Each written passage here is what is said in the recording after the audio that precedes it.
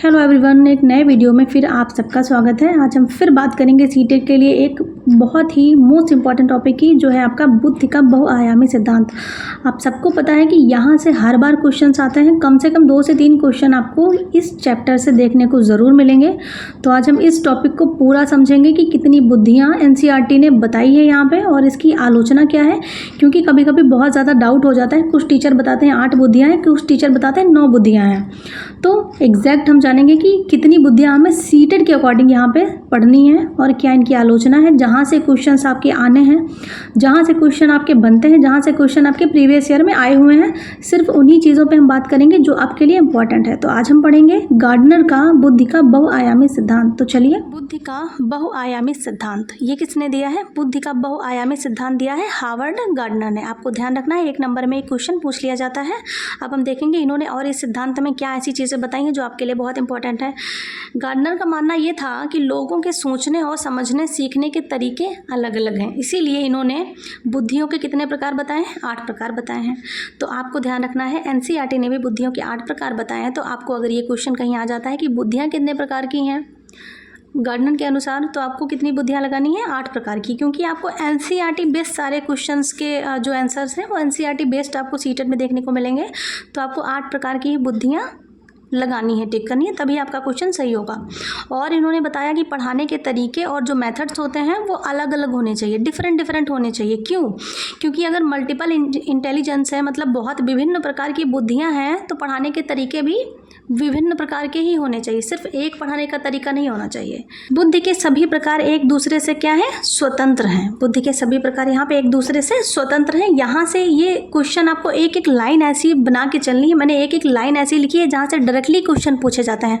इसमें कुछ भी ऐसा नहीं है जो आप छोड़ सकते हैं। तो एक एक चीज़ आपको अपने दिमाग में यहाँ पे बिठानी है। अब हम बात करेंगे इन्होंने जो 8 प्रकार की बुद्धियाँ दी हैं वो कौन कौन सी हैं। पहली बुद्धि है भाषाई बुद्धि। इसमें कौन से लोग आएंगे? जो बोलने में निपुण होते हैं, जो भाषा का जो ज़्यादा प्रयोग करने में निपुण होते हैं, भाषा उत्पादन करने वाले लोग। जैसे कि हो गया जो मोटिवेशनल स्पीकर्स होते हैं, जो बोलते हैं ना, दूसरों को मोटिवेट करते हैं। जो रिपोर्टर होते हैं, दूसरों देखो कैसे बोलते हुए चले जाते हैं, कंटिन्यू बोलते रहते हैं, तो इनका क्या है? भाषा में ये निपुण है, इनका स्किल है ये। जो लॉयर्स होते हैं, ये सारे जो भाषा कौशल में निपुण होते हैं, ये भाषाई बुद्धि इनमें होती है। तो ये भाषाई बुद्धि के अंतर्गत कौन कौन से आएंगे? ये सारे लोग आएंगे इसमें। एग्जाम्पल के तौर पर कभी कभी पूछ लेते हैं कि भाषाई बुद्धि में कौन से लोग आएंगे, तो उसके लिए ये सारी चीज़ें इंपॉर्टेंट है। अब दूसरी आ गई हमारी गणितीय और तार्किक बुद्धि। यहाँ पे कैसे लोग आएंगे? जो बहुत ही ज़्यादा, जिनका बुद्धि जो आईक्यू लेवल है वो ज़्यादा होता है। यहाँ पे समस्या समाधान वाले जो लोग होते हैं, जिनमें तार्किक चिंतन होता है, जो वैज्ञानिक सोच वाले लोग होते हैं, मतलब फिलहाल जिनका आईक्यू ज़्यादा होता है, जैसे कि आइंस्टीन हो गया, एपीजे अब्दुल कलाम हो गया, नोबेल प्राइज जो विनर होते हैं वो इसमें आते हैं। तो ये बुद्धि बहुत ही आईक्यू लेवल जिनका ज़्यादा होता है उनकी मानी जाती है। तार्किक चिंतन वगैरह उन्हीं में ज़्यादा होता है। तीसरी बात करेंगे हम स्थानिक या स्पेशल बुद्धि। इसमें क्या होता है? जो दिशा और डायरेक्शन में निपुण होते हैं वो लोग इसमें आते हैं, स्थानिक बुद्धि। तो आपको यहाँ स्थानिक से ये चीज़ें याद रखनी है, ये चीज़ें माइंड से निकल जाती हैं। स्थानिक मतलब दिशा या डायरेक्शन ज्ञान में जो लोग निपुण होते हैं, जैसे कि पायलट हो गया आपका, दिशा ज्ञान इनको बहुत ज़रूरत होती है। थोड़ा सा भी हुआ तो हिमालय में पता लगे बीच में ठोक दिए जाके तो पूरा क्रैश हो जाएगा। पेंटर जो होते हैं उनको भी ज्ञान होता है। कोने देखिए कितने बिल्कुल क्लीन बनाते हैं। अगर आप एक रूम में 2-4 कलर करवाते हैं तो इनके जो कोने हैं, दिशाओं का इनको कितना प्रॉपर ध्यान देना होता है। नहीं तो थोड़ा सा भी करेंगे तो आपका जो कलरिंग वाला है वो पूरा गड़बड़ हो जाएगा, उतना शोर नहीं दिखेगा। नक्शा बनाने वाले लोग होते हैं, थोड़ा सा भी इधर कर दें तो जो अफ़गानिस्तान और पाकिस्तान सेम एक ही में मिल जाएगा। चीन को नेपाल में पता लगे नेपाल इधर कर दें, तो वो चीज़ है। नक्शा अगर थोड़ा सा भी दिशाओं का ध्यान नहीं देंगे तो गड़बड़ हो जाएंगी चीज़ें। मूर्तिकार हैं, थोड़ा सा दिशाओं का ध्यान ना दें तो नाक कहाँ हो जाएगी? टेढ़ी हो जाएगी।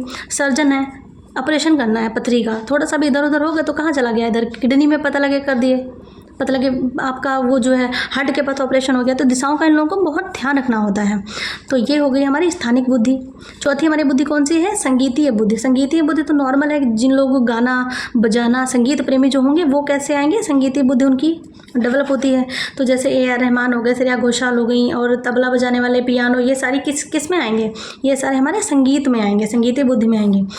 5वीं हमारी हो गई शारीरिक गति बुद्धि।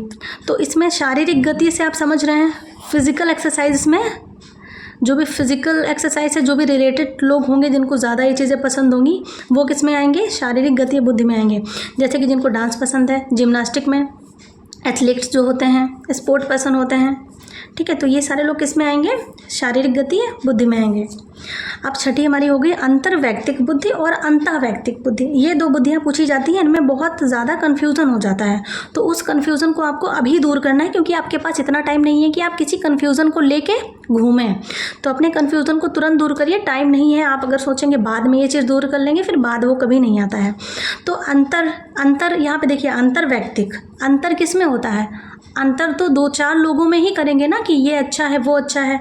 तो आपको ध्यान रखना है, जहाँ पे अंतर आ गया मतलब इंटरपर्सनल, 2 या 2 से अधिक लोगों को जब आप समझ रहे हैं, मोटिवेट कर रहे हैं या कुछ सजेशन दे रहे हैं या बात कर रहे हैं, तो क्या आ जाएगा, अंतर्वैयक्तिक।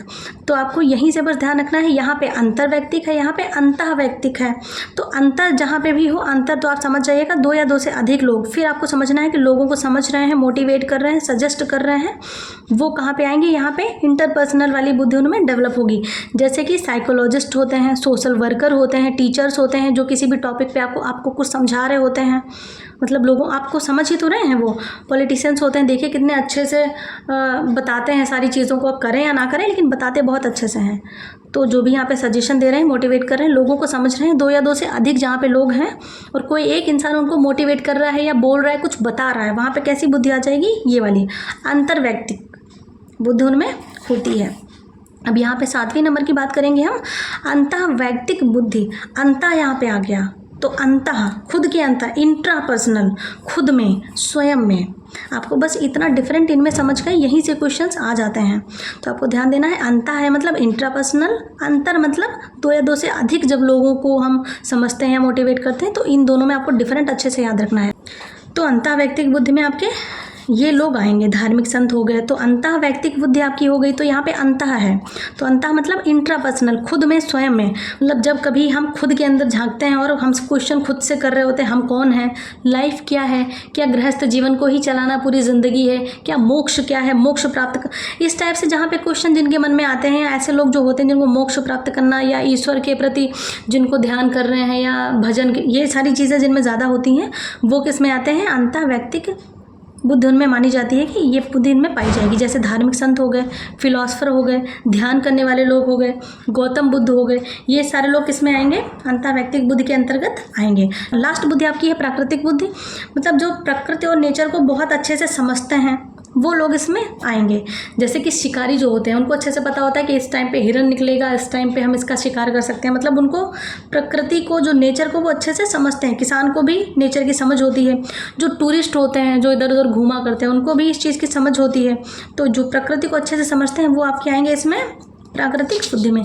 तो ये हो गई हमारी 8 प्रकार की बुद्धियाँ, जहाँ से क्वेश्चन आ जाते हैं। तो आपको समझना बहुत ज़रूरी है। इससे रिलेटेड क्वेश्चन जब आप देखेंगे तो आपको अच्छे से समझ आ जाएगा कि क्वेश्चन कहाँ से पूछे जा रहे हैं। फिलहाल मैं बताते हुए चल रही हूँ, जो चीज़ें आपके लिए ज़्यादा इंपॉर्टेंट है आपको ध्यान देनी है।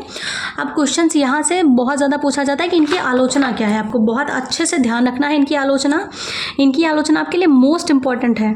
तो इनकी आलोचना ये है कि जो ये बुद्धि का सिद्धांत इन्होंने दिया, इसको वैलिड नहीं माना जा सकता। क्यों? क्योंकि इन जो ये बुद्धियाँ इन्होंने दी हैं, इसका मापन संभव नहीं है। मतलब अलग अलग प्रकार की जो इनकी बुद्धियाँ हैं, इनको हम माप नहीं सकते हैं। सबसे बड़ी इनकी आलोचना यही है, ये क्वेश्चन में आपके आ सकती है, अभी पीछे भी आई है, प्रीवियस ईयर के क्वेश्चंस में भी आई है। अभी पिछले पेपर की अगर हम बात करें तो ये क्वेश्चन आपका पूछा गया था दिसंबर जनवरी में जो सीटेट एग्ज़ाम हुआ था, उसमें ये क्वेश्चन पूछा गया था। तो ये आपको ध्यान रखना है अच्छे से। और बुद्धि की जगह सिर्फ ये आदत भी हो सकती है, ये भी कुछ हमारे जो मनोवैज्ञानिक थे उनका कहना था। तो ये आपको आलोचनाएं उनकी ध्यान रखनी है, जहाँ से क्वेश्चन पूछे जा सकते हैं। बहुत ही इंपॉर्टेंट टॉपिक है आपके लिए, बहुत ही शॉर्ट चीज़ों में मैंने आपको ये पूरा टॉपिक समझाया है अच्छे से, और आशा करती हूँ कि आपको अच्छे से चीज़ें समझ में आई होंगी। यहाँ से अगर कोई क्वेश्चन आपका आएगा तो नहीं छूटना चाहिए, बिल्कुल आपको वहाँ पर नंबर मिलना चाहिए, इतना आप अच्छे से समझ गए हैं। हम मिलते हैं इसी टाइप की नेक्स्ट वीडियो में, तब तक अच्छे से पढ़िए। Thanks for watching.